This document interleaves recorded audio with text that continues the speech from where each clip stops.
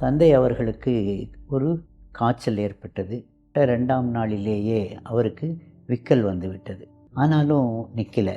நாகேந்திரன் அப்படிங்கிறவர் வந்து தகப்பனாருக்கு சாந்தி கொடுத்தார்.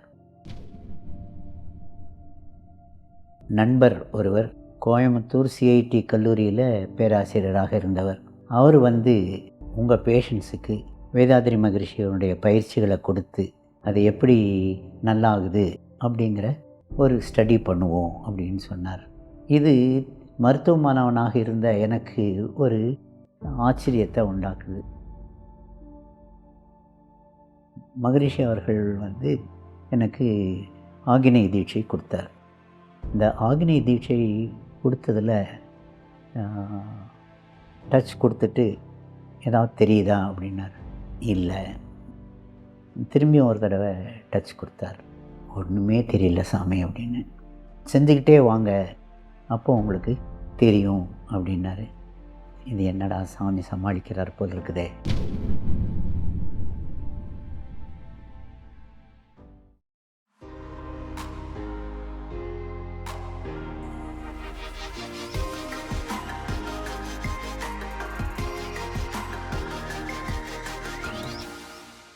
வாழ்க வையகம், வாழ்க வையகம், வாழ்க வளமுடன்.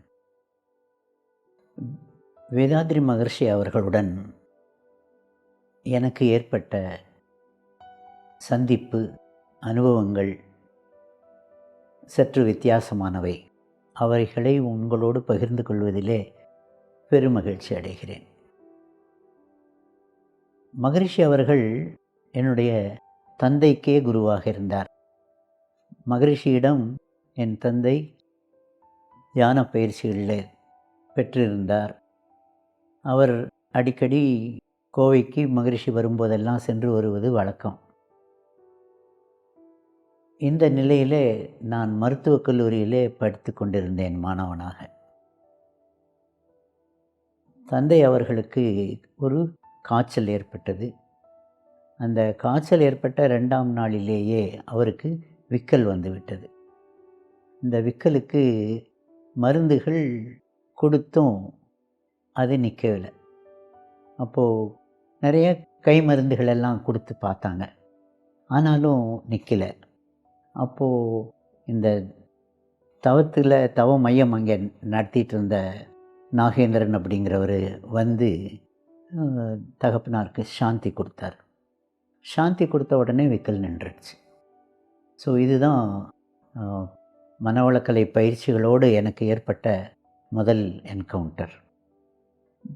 அதில் சரி அப்படின்னு சொல்லி இது எப்படி வந்தது என்ன அப்படின்று அவர்களிடம் நாகேந்திரன் ஐயா ஆசிரியரிடம் கேட்டேன். அப்போது அவர் வந்து இந்த மாதிரி ஆகினை துரியம் இதெல்லாம் செய்யும் பொழுது தலையில் ஃபோக்கஸ் ஆகிறது, எனர்ஜி அக்யூமுலேட்ஸ் தேர். ஆனால் அது இந்த சிலருக்கு உடல் சரியில்லாத போது இந்த மாதிரி விக்கலாகவும் வரலாம் அப்படின்னு நினச்சி நான் அதை இறக்கி வச்ச உடனே சரியாக போச்சு அப்படின்னு சொன்னார்.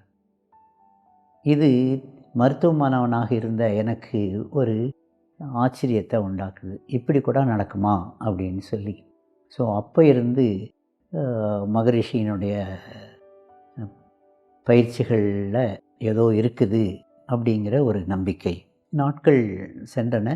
நான் மருத்துவமனை நடத்திட்டு இருந்தேன். வாசவி மருத்துவமனை அப்படிங்கிற இதில் கோவை பெரிய கடை வீதியில். அப்போது மகரிஷியை பார்த்து பேசி எல்லாம் இருந்தபோது என்னுடைய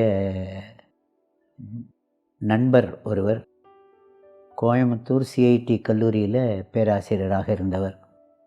அவர் வந்து டாக்டர், நாம் உங்கள் பேஷண்ட்ஸுக்கு வேதாத்ரி மகரிஷியோடைய பயிற்சிகளை கொடுத்து அது எப்படி நல்லாகுது அப்படிங்கிற ஒரு ஸ்டடி பண்ணுவோம் அப்படின்னு சொன்னார்.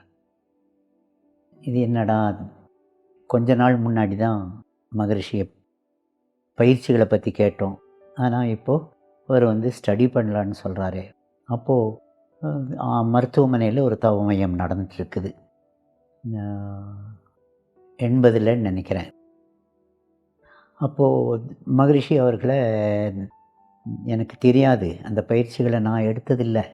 அது எப்படி நான் என்னுடைய ஆ பேஷண்ட்ஸுக்கு குடுக்கறது அப்படிங்கிறது இல்லையே அப்படின்னு. அப்போ நீங்க வாங்க வேணா எடுத்துக்கோங்க அப்படின்னாரு. அப்போது மகரிஷி அவர்கள நேரா கோவையில முகாமிட்டிருந்தார். அப்போ இருந்த உட்லண்ட்ஸ் ஹோட்டலில் அங்கே அவர் சந்திக்க ஏற்பாடாச்சு. காலையில் ஒரு 10 மணிக்கு கூட்டிகிட்டு போயிட்டார். அங்கே மகரிஷி ஹோட்டலுக்கு வெளியே ஒரு கார் ஷெட்டு போல் ஒரு இருந்தது. அதில் இருந்தார். அப்போது மருத்துவர்னு என்னை அறிமுகம் பண்ணார். அப்போ நான் வெங்கட்ரங்கையன் ஐயா அவர்களுடைய சன் நான். இந்த விக்கல் அனுபவத்தை பற்றியும் அவர் கூட சாமி கூட டிஸ்கஸ் பண்ணேன். சரி ரொம்ப சந்தோஷம் வாங்க அப்படின்னு சொல்லி, இப்போ தவம் எடுத்துக்கிறீங்களா? சரி அப்படின்னு சொல்லி. அந்த அனுபவமே ஒரு வித்தியாசமான அனுபவமாக இருந்தது. மகரிஷி அவர்கள் எனக்கு ஆகினை தீட்சை கொடுத்தார். இந்த ஆகினை தீட்சை கொடுத்ததில் டச் கொடுத்துட்டு ஏதாவது தெரியுதா அப்படின்னார். சாமி என்ன தெரியுதோ அதை சொல்கிறதா இல்லை நீங்கள் கேட்குறீங்கன்னு சொல்கிறதா அப்படின்னு சொல்லி அவங்ககிட்டயே கேட்டேன். நீங்கள் என்ன ஃபீல் பண்ணுறீங்களோ சொல்லுங்கள். அப்போது தப்பில்லைங்களே சாமி. ரைட் சரிதான் அப்படின்னாரு. அப்போது ஃபீல் பண்ணிங்களா? இல்லை. திரும்பியும் ஒரு தடவை டச் கொடுத்தார். அப்போது கொடுத்துட்டு எப்படி இருக்குது அப்படின்னாரு. ஒன்றுமே தெரியல சாமி அப்படின்னு. இப்போது இந்த மாதிரி ஒரு 3-4 முறைகள் டச் கொடுக்கவும் எனக்கு ஒன்றும் தெரியல அப்படின்னும். அப்புறம் சாமி சொன்னார், இது செஞ்சுக்கிட்டே வாங்க அப்போ உங்களுக்கு தெரியும் அப்படின்னாரு. இது என்னடா சாமி சமாளிக்கிறார் போல் இருக்குதே அப்படின்னு சொல்லி இருந்தது. அப்போது எனக்கு சாமியோட பழக்கம் இல்லாததுனால, முதல் அறிமுகமானதுனால, நான் ஃப்ரீயாக மருத்துவன் அப்படிங்கிற வேறு இன்ட்ரடக்ஷன் இருந்ததுனால நான் தெரியல அப்படின்னு சொன்னேன். எனக்கு வாஸ்தவமாகவே ஒன்றும் தெரியவும் இல்லை. அப்புறம் சரி நீங்கள் செஞ்சுட்டு வாங்க அப்படின்னாரு. நாள் பட தெரியும் அப்படின்னு சொல்லி, சரிங்க அப்படின்னு சொல்லிட்டு வந்துட்டேன். இது என்னுடைய முதல் சந்திப்பு. எனக்கு சற்று ஏமாற்றமாக இருந்தது. ஆனால் அவருக்கு என்ன நினச்சிருப்பார் அப்படிங்கிறது எனக்கு அப்போ தெரியல. அதுக்கப்புறம் ஒரு தவமையம் மருத்துவமனையிலேயே நடக்கிறதுனால அதில் இந்த காயக்கல்பத்தை பற்றியும் ஒரு நிகழ்ச்சி நடந்தது. 82லன்னு நினைக்கிறேன். அந்த கோவை அன்னபூர்ணா கலையரங்கத்தில் மகரிஷி முதல் முறையாக காயக்கல்ப பயிற்சியை பற்றி சொல்கிறார். அதில் நானும் போயிருந்தேன். போன உடனே வரவழைச்சி, நீங்கள் மத்தியானம் மருத்துவ ரீதியாக இந்த காயக்கல்பத்தை பற்றி சொல்லுங்கள் அப்படின்னார். எனக்கு காயக்கல்பத்தை பற்றியே ஜாஸ்தி தெரியாது. ஆனாலும் அந்த நேரத்தில் சொல்கிறது அப்படின்னு சொல்லும்போது, ஆஃப்டர்நூன் செஷனில் நான் ஒரு மணி நேரத்துக்கும் மேலே இந்த உடல் இயக்கங்களை பற்றி சொல்லி, அவர் அனாட்டமி ஃபிசியாலஜி எல்லாம் நீங்கள் பார்த்துக்கலாம் அப்படின்னு சொல்லி சொன்னதுனால, இந்த உடல் அமைப்பு அதில் எப்படி இயங்குது அப்படிங்கிறதும், தவம் கொடுக்கறதுல என்ன ஆகுது அப்படிங்கிறத பாசிபிளாகவும் சொல்லிட்டு, இந்த காயக்கல்பத்தில் சொன்னதை வச்சுக்கிட்டு இந்த வித்து சக்தியை ஓஜஸ் ஆற்றலாக மாற்றி இது செய்கிறோம் அப்படின்னு சொல்லி, அது செஞ்சதில் எனக்கு பட்டது, இது உடலுக்கு வெளியிலிருந்து ஒன்றும் இல்லை, அந்நியமாக ஒன்றும் இல்லை, உடல்லிருந்தே வர்றது தான். அதனால் பக்க விளைவு அப்படிங்கிறது ஒன்றும் வராது. நம்ம சரியாக செய்யலைன்னா விளைவு மாத்திரம் வராமல் வேணால் போகலாம் அப்படிங்கிற ஒரு விதத்தில் இருந்தது. அது நான் காயக்கல்பத்தை பற்றி சொன்னது எனக்கு முதல் அனுபவம். யோகா குரூப்பில் ஒன்றும் தெரியாமல் காயகல்பத்தை பற்றி பேசுனது ஒரு புது அனுபவமாக இருந்தது. அதுக்கப்புறம் நான் புக்கை வாங்கி படிக்கவும் ஆரம்பித்தேன்.